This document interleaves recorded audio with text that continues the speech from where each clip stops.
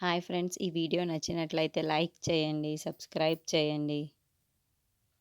వాళ్ళ అక్కని తీసుకొని రమ్మనడంతో అక్కడున్న గౌతమ్ అయితే మాలిని కళ్ళకు గంతలు కట్టి మరి అక్కడి నుండి తీసుకొని మళ్ళీ దగ్గరికి వెళ్తూ ఉంటాడు.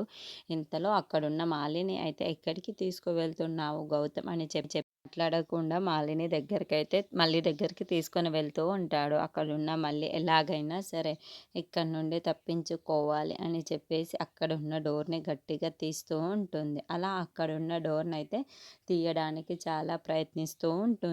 ఇంతలో వసుంధర దేవి దగ్గరికి గౌతమ్ వాళ్ళ అమ్మ వచ్చి, "దీనివల్ల మా కుటుంబంలో అన్ని సమస్యలు వస్తున్నాయి. దీన్ని ఎలాగైనా సరే చంపేయాలి" అని చెప్పేసి ఒక కర్రను అయితే తీసుకొని వస్తూ ఉంటుంది. అది గమనించకుండా అక్కడున్న వసుంధర దేవి అయితే పేపర్‌లు చదువుకుంటూ ఉంటుంది. ఇంతలో అక్కడున్న గౌతమ్ వాళ్ళ అమ్మ అయితే వసుంధర దేవి తల మీద గట్టిగా కొడుతూ ఉంటుంది.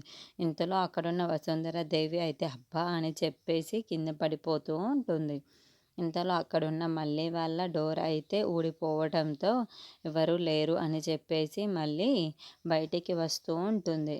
ఎలాగైనా సరే అతను వచ్చేలోపు నేను ఇక్కడి నుండి వెళ్ళిపోవాలి. నా బిడ్డను నేను కాపాడుకోవాలి.